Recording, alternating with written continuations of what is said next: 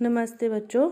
कक्षा 6 विषय विज्ञान और लेसन है 14वां जल। इसके बारे में अपने जो एक पार्ट है वो पहले कर चुके हैं। उसमें अपने जाना कि जल के बिना जीवन संभव नहीं है। फिर हमने जाना कि दैनिक कार्यों में किस किस कार्य में अपने को कौन कितने जल की आवश्यकता होती है।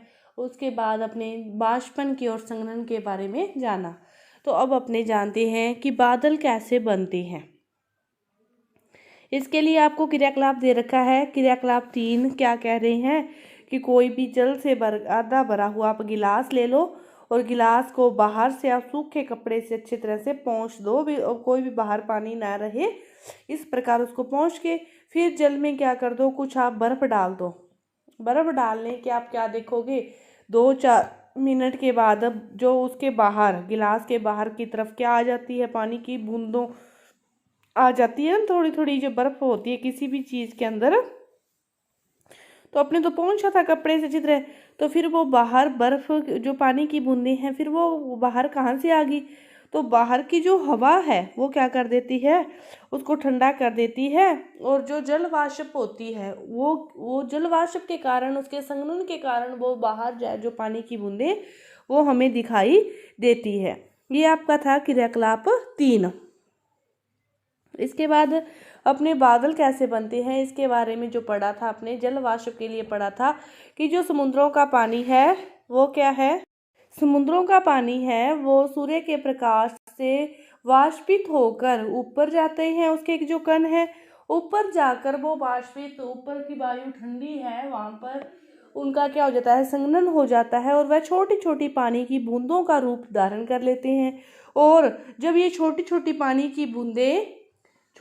पानी की बूंदें क्या होती है, बड़ी बूंद के रूप में आकृत हो जाती है, तो वह फिर वायुमंडल में ऊपर तैर नहीं सकती, तो फिर बारिश के रूप में वह नीचे आती है। यही पूरी प्रक्रिया है आपकी बादल बनने की और बाष्पन की, जल चक्र की, यही पूरी प्रक्रिया है। देखो क्या दे रखा है कि जल को पृथ्वी के पृष्ठ पर पुनः वापस लाने में संघनन प्रक्रम की एक महत्वपूर्ण भूमिका है। यह कैसे होता है, जैसे जैसे हम पृथ्वी के पृष्ठ से ऊपर जाते हैं ताप क्या हो जाता है, कम होता जाता है। और जैसे वायु ऊपर उठती जाती है वो क्या होती है, ठंडी होती जाती है। जैसे जैसे हम ऊपर जाते हैं वो ताप कम होता है, कम होगा तो वहां पे क्या होगी, ठंड ज्यादा होगी। तो पर्याप्त ऊंचाई पर वायु इतनी ठंडी हो जाती है कि जो इसमें उपस्थित जल वाष्प है वो संघनित हो जाती है और छोटी छोटी बूंदों के रूप में का रूप धारण कर लेती है। इन्हें क्या कहते हैं, जल कणिकाएं कहते हैं। ये छोटी छोटी जो जल कणिकाएं हैं ये तो वायु में तैरती रहती है, जो हमें बादल के रूप में दिखाई देती है। लेकिन जब ये छोटी छोटी जल कणिकाएं मिलकर एक बड़ी कणिका निर्माण कर लेती है तो फिर वह ऊपर वायुमंडल में तैर नहीं सकती, उसका तैरना वहां पर संभव नहीं होता। तो फिर वह बारिश के रूप में, बारिश की बूंदों के रूप में धरती पर आती है और इसी प्रकार जल चक्र है पूरा चलता रहता है। बादल बनते हैं, बादल से फिर क्या होती है, बारिश होती है। तो देखो जो फिर जल की बूंदें इतनी भारी हो जाती है कि फिर वे क्या होती है, नीचे की ओर गिरने लगती है। इन गिरती हुई बूंदों को ही हम वर्षा कहते हैं। विशेष परिस्थितियों में यह ओले या हिम के रूप में भी गिर सकती है। कभी कोई विशेष परिस्थिति है उस रूप में यह क्या होती है, ओले के रूप में भी, बर्फ के रूप में भी गिरने लग जाती है। तो यह पूरी प्रक्रिया थी। इस प्रकार क्या होता है, जो बाष्पन है और बाष्पोत्सर्जन द्वारा जल क्या होता है, वायु में जाता है। बाष्पन की प्रक्रिया के द्वारा ही जो जल है सूर्य के प्रकाश से वाष्पित होकर ऊपर जाता है। जैसे जैसे जल ऊपर जाता है वहां पर जो नीचे से जो ठंड है वो क्या होती है, अधिक होती है, तो वाष्प है वो ठंडी होती होती ऊपर पानी की बूंदों का रूप धारण कर लेती है और बादल के रूप में हमें घूमती हुई दिखाई देती है। जब ये छोटे छोटे बूंदे आपस में मिलकर एक बड़ी बूंद बना लेती है तो फिर वह बारिश के रूप में धरती पर पुनः आ जाती है।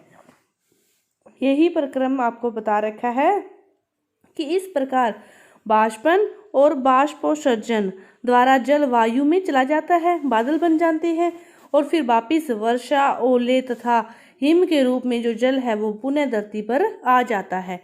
यही क्या है, जल चक्र है। पुनः महासागरों की ओर देखो कि जो वर्षा है हिम के रूप में पृथ्वी के जो विभिन्न भागों में आए जल का क्या होता है, कि जो वर्षा का जल है संग्रहित करते हैं या नहीं करते। तो वो जो संग्रहित नहीं करते धरती पर होता है तो धरती उसको क्या कर लेती है, सोख लेती है, और जो भौम जल स्तर है उसका लेवल क्या हो जाता है, ऊपर उठ जाता है। कुछ जो वर्षा का जल है वो ऊंचे स्थानों से बहता हुआ महासागरों तालाबों में आ जाता है। इसी प्रकार जो हिम है वो भी पिघलती हुई उच्च ताप के साथ वह भी महासागरों में आ जाती है। वर्षा का पर जो मतलब सारा जो पानी है, चाहे तो अपने बर्फ का पानी कहें, हिम का पानी कहें, चाहे वर्षा का पानी कहें, तो काफ़ी मात्रा तक वह कहाँ तक पहुँच जाता है, पुण्य नदियों, तालाबों, झीलों, महासागरों तक पहुँच जाता है। और जो कुछ नहीं पहुँच सकता वे क्या होता है, जो भूमि में जैसे कहीं खड्डों में पानी वर्षा का इकट्ठा होता है तो वो धीरे धीरे धरती के अंदर सोख लिया जाता है और नीचे रिसता जाता है, और इस प्रकार जो जल का अधिकांश भाग है वो हमें भौम जल के रूप में उपलब्ध हो जाता है। कुओं का जो वरण है वो भी भौम जल से ही होता है। इस प्रकार कुछ झीलों के जल का स्रोत भी भौम जल ही होता है। तो हैंडपंप पंप या नलकूप से अपने उसे खींचा गया जल भौम जल से ही आता है। जिन क्षेत्रों में कई क्षेत्रों में मतलब इनका ज़्यादा उपयोग होता है, कई क्षेत्रों में इनका बिल्कुल भी उपयोग नहीं होता। तो जिन क्षेत्रों में इसका ज़्यादा उपयोग होता है उधर के क्षेत्रों में इसकी भौम जल प्राप्त करने के लिए हमें बहुत गहरी खुदाई करनी पड़ती है। भौम जल यानी कि भूमि के अंदर के पानी को कई जगह उपयोग किया जाता है, कई जगह नहीं। तो जहाँ पर इसका उपयोग किया जाता है वहाँ पर लोग क्या करते हैं, इनके वो प्राप्त करने के लिए बहुत गहरी खुदाई करते हैं। इसी प्रकार आगे का अपने देखते हैं कि पहली एक चिंता को आपसे बांटना चाहती है। देखो क्या चिंता है कि उन क्षेत्रों में जहाँ भूमि पर वनस्पति बहुत कम है, जहाँ बिल्कुल ही नहीं है, तो वहाँ पर जो वर्षा का पानी होगा फिर वो क्या हो जाएगा, शीघ्र ही बह जाएगा। तो बहुत से ऐसे क्षेत्र भी हैं यहाँ पर जो ज़्यादातर ज़मीन है वो कंक्रीट से ढकी होती है, तो वहाँ पर भी मतलब यहाँ पर कोई भूमि नहीं है, यहाँ पर कोई भी फसल नहीं है, वनस्पति नहीं है, और यहाँ पर कंक्रीट ज़्यादा है। दोनों ही जगह जो भूमि का रिसाव है यानी कि नीचे जो पानी का उनको सोखना है भूमि का, उतनी क्षमता वहाँ पर नहीं होती। एक वनस्पति का होना तो वहाँ पर पानी रुक जाता है, रुकने के कारण वहाँ पर पानी का रिसाव है वो नीचे पानी का ग्रहण है वो क्या होता है, ज़्यादा होता है। तो इसीलिए वहाँ पर जो भौम जल होगा वो उसका जो लेवल होगा वो कैसा हो जाएगा, नीचा हो जाएगा। और जहाँ पर ज़्यादा वनस्पति होगी, जहाँ गड्ढे होंगे, जहाँ पर पानी रुक सकता है, वहाँ पर भौम जल का लेवल क्या होता है, फिर ऊंचा होता है। तो अब हम यह जानते हैं कि भूमि की सतह पर वर्षा रूपी जल ओलों हिम के रूप में महासागरों में वापिस पहुंच जाता है। इस प्रकार जो जल है वो पृथ्वी की ऊपरी सतह से जल वाष्प के रूप में वायु में आता है, वायु में जाता है और फिर वापिस वर्षा ओलों और हिम के रूप में वापिस धरती पर लौट आता है।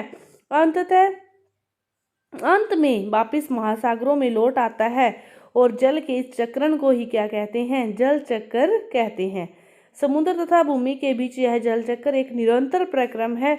यह भूमि पर जल की आपूर्ति को बनाए रखता है। जो जल चक्र है यह क्या है, भूमि पर उसकी आपूर्ति को क्या करता है, बनाए रखता है। इस प्रकार देखो जल चक्र की जो पानी है, सूर्य का प्रकाश इसके अंदर पड़ा चाहे ना पड़ा, बाष्पन की प्रक्रिया होती रहती है। लेकिन वो बात अलग है कि जब सूर्य का प्रकाश इस पर पड़ता है तो ये बहुत जल्दी बाष्पित होते हैं, ये बाष्पित होकर ऊपर जाते हैं। जैसे जैसे बाष्प ऊपर जाती है वहाँ पर ठंड ज़्यादा होती है, उसके कारण क्या होता है, ये बूंदों का रूप धारण करके एक बादल बन जाते हैं। और जब बादल छोटी छोटी बूंदों से बड़ी बूंद बन जाती है तो वापिस यह वहाँ पर तैर नहीं सकती, तो बारिश के रूप में वापिस यह उन्हीं सागरों में तालाबों में यह आ जाती है। इस प्रकार ये आपका था। इसके बाद देखो कि यदि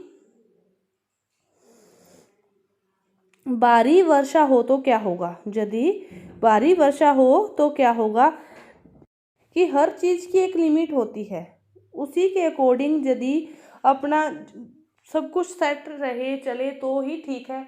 उसी प्रकार वर्षा की भी एक लिमिट है कि यदि सही समय पर और सही मात्रा में उचित वर्षा हो तो ही हमें लाभ है, अन्यथा वर्षा का न होना और वर्षा का ज़्यादा होना दोनों ही स्थितियों में क्या होती है, हानि होती है।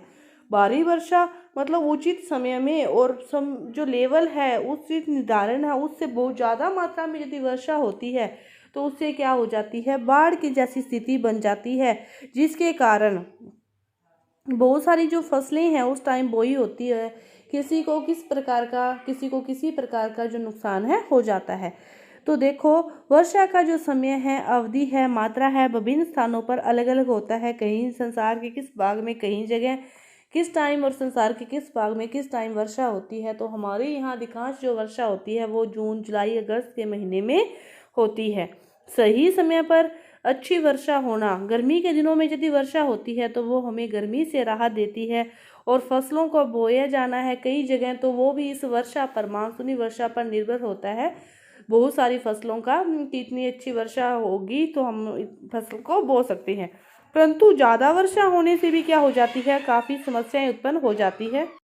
परंतु अत्यधिक वर्षा में बहुत सारी समस्याएं उत्पन्न हो जाती है कि भारी वर्षा से जो नदियां हैं, जिले हैं, तो जब ज़्यादा मात्रा में बारिश होती है तो उससे फसलें, जो पालतू जानवर हैं, किसी को मानव जीवन की, किसी को घर की, हर प्रकार की हानि हो सकती है। इसीलिए कम वर्षा का होना और ज़्यादा वर्षा का होना दोनों ही क्या है, हमारे लिए खतरनाक है। और यदि काफ़ी समय तक वर्षा न हो तो क्या होगा, और यदि काफ़ी समय तक वर्षा न होगी तो सूखे जैसी स्थिति उत्पन्न हो जाती है। ऐसी स्थिति में हम ना कोई फसल बो सकते हैं, यदि कोई फसल बीजी हुई होती है तो वह भी क्या हो जाती है, सूख जाती है। तो पशुओं के लिए, पालतू जानवरों के लिए जो खाद्यान्न है, चारा है, वह भी प्राप्त कर नहीं कर सकते। और संसार के कुछ भागों में जब सूखा पड़ता है तो वहाँ पर खाने के लिए जो अन्न है वह भी प्राप्त नहीं होता, पीने का पानी प्राप्त नहीं होता। तो इससे भी कईयों को जान की, कईयों को किसी प्रकार के पालतू जानवरों के मरने की, मतलब दोनों ही तरीके से हानियाँ संभव है, चाहे तो वर्षा ज़्यादा हो चाहे वर्षा कम हो। तो इसीलिए सही समय पर और सही मात्रा में ही बारिश जो है हमारे लिए लाभदायक है। बारिश कम होगी तो सूखे की स्थिति उत्पन्न हो जाती है, पानी पीने तक की जो समस्या है वो उत्पन्न हो जाती है। यदि पानी पीने को मिलता है तो काफ़ी दूर तक से जाकर पानी को लेके आना पड़ता है और वो भी उचित मात्रा में सोच समझकर हमें पानी का यूज़ करना पड़ता है। इसके बाद है कि हम जल को कैसे संरक्षित कर सकते हैं, कि जो पृथ्वी पर उपलब्ध जल है वो उसका केवल एक बहुत ही छोटा जो भाग है वह ही हमें पौधों, जंतुओं और मनुष्यों के प्रयोग के लिए उपयुक्त है।